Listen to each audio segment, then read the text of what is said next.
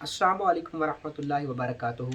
मैं हूं डॉक्टर अमजद अली और आज हम बात कर रहे हैं बहुत ज़्यादा मेंसेस आने के। जो फीमेल प्रॉब्लम है, बहुत ज़्यादा औरतों को ये मसला फेस करना पड़ता है कि उनको मेंसेस बहुत ज़्यादा आ जाते हैं। हम इस वीडियो में डिस्कस करते हैं कि मेंसेस कितने दिन आने चाहिए। तो दरअसल being as a homeopathic doctor या जो गायनी का नॉलेज है वो ये कहता है कि हर औरत को लगभग 50 साल तक, बलूगत से लेकर 12 से 15 या 18 साल से लेकर आपको 50 साल की उम्र तक, हर महीने 3 दिन, 5 दिन, 7 दिन और ज़्यादा से ज़्यादा 10 दिन तक मेंसेस आने चाहिए।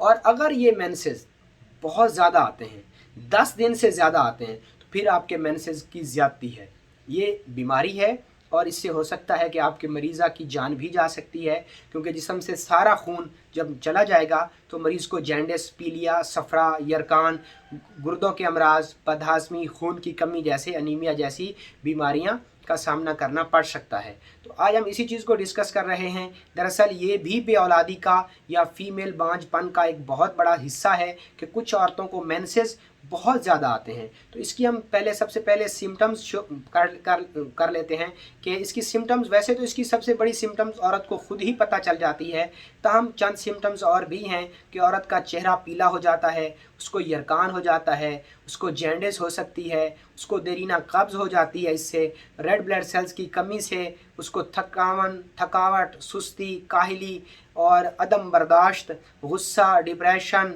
और ब्लड प्रेशर लो भी उसका हो सकता है। ये सारी सिम्टम्स हो सकती हैं अगर उसके मेंसेस बहुत ज़्यादा आना शुरू हो जाएंगे।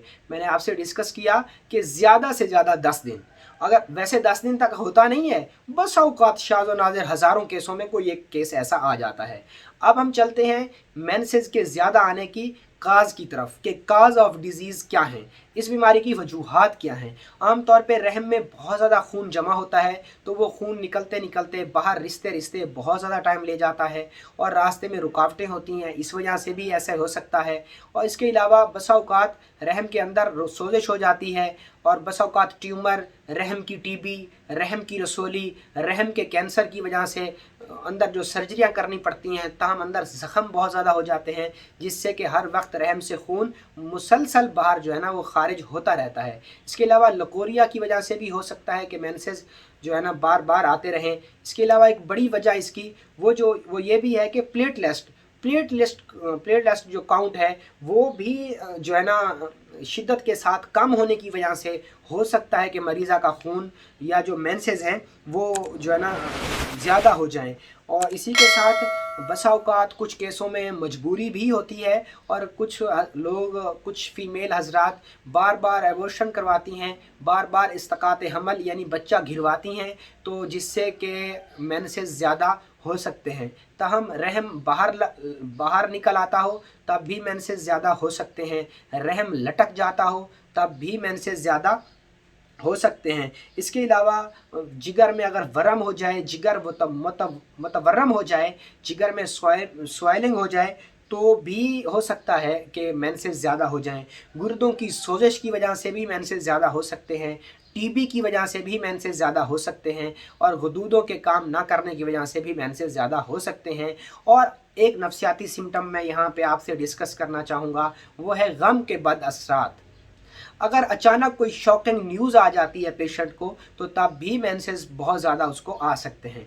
तो अब हम चलते हैं इसके टेस्ट की तरफ कि कौन से टेस्ट करवाने चाहिए। वैसे तो बेसिकली इसके टेस्ट की ज़रूरत नहीं पड़ती, क्योंकि नॉर्मली खुद ही औरतों को पता चल जाता है कि उनको मेंसेस ज़्यादा आ रहे हैं, उनको मर्ज़ इस्तिहाज़ा होना शुरू हो गया है, उनको खुद ही पता चल जाता है। लेकिन फिर भी अगर आप काज ऑफ डिसीज़ या बीमारी की वजूहात को मज़ीद देखना चाहें तो कोशिश करें कि आप मरीज़ा का अल्ट्रासाउंड करवा लें, नाभ से ज़ेरे हिस्से का, ताकि जिसमें रहम के पूरा अंदर का मुआयना किया जा सके और देखा जा सके कि अंदर कोई सोजिश, ट्यूमर, रसोली या कोई अंदर इन्फेक्शन या कोई ज़ख़म तो नहीं है।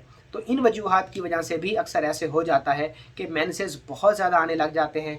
अक्सर औकात रहम के अंदर कोई चोट लग जाए और बहुत ज़्यादा सेक्स अगर औरत करती हो तो भी मेंसेस जो है ना उसके ज़्यादा हो सकते हैं, और ये मेंसेस ज़्यादा होना बे औलादी की एक बड़ी वजह भी बन सकते हैं। इसी के साथ اب ہم چلتے ہیں اس کے ٹریٹمنٹ کی طرف کہ اس کا ٹریٹمنٹ کیا ہے، کیسے ہم ہومیوپیتھی کو یوز کرتے ہوئے اپنے اس مینسز جو کہ بہت زیادہ آ رہے ہیں ان کو ہم ایک خاص مقدار میں یا ان کو روک سکتے ہیں۔ تو ہم میڈیسن کی طرف چلتے ہیں۔ تو یہاں پہ میں آپ کو ایک کمبینیشن شیئر کر رہا ہوں۔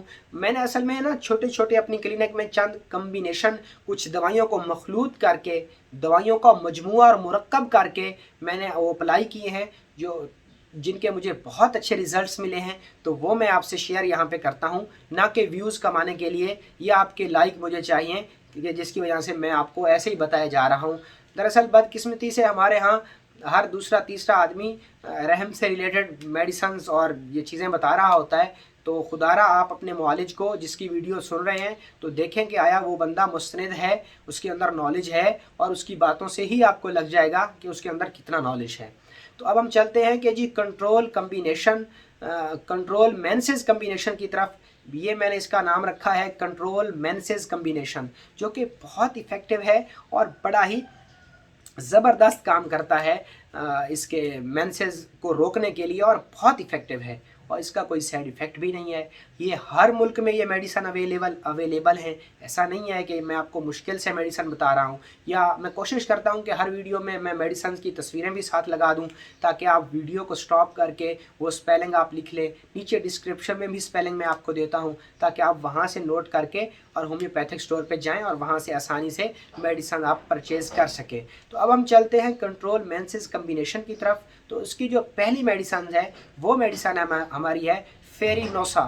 یہ میڈیسن کسی تعارف کی محتاج نہیں ہے، یہ رحم سے ریلیٹڈ جتنے بھی مسائل ہیں ان کے لیے ایک سرتاج دوائی ہے۔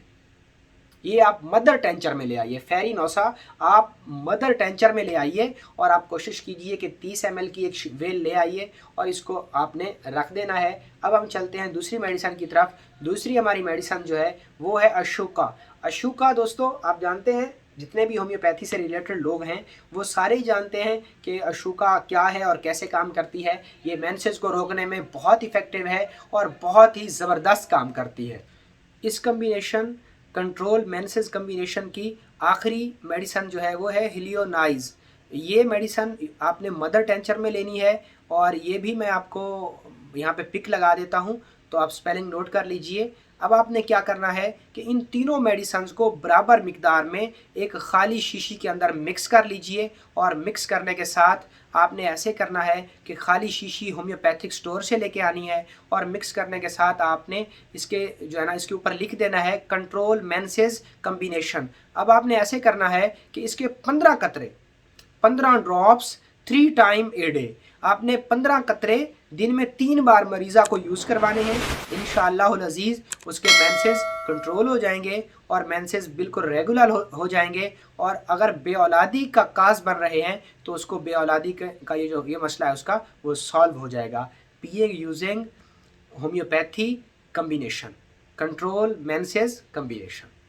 So please use this combination. Everyone can use this combination easily, or these medicines are available for these medicines available all on homeopathic medical stores. Thank you so much.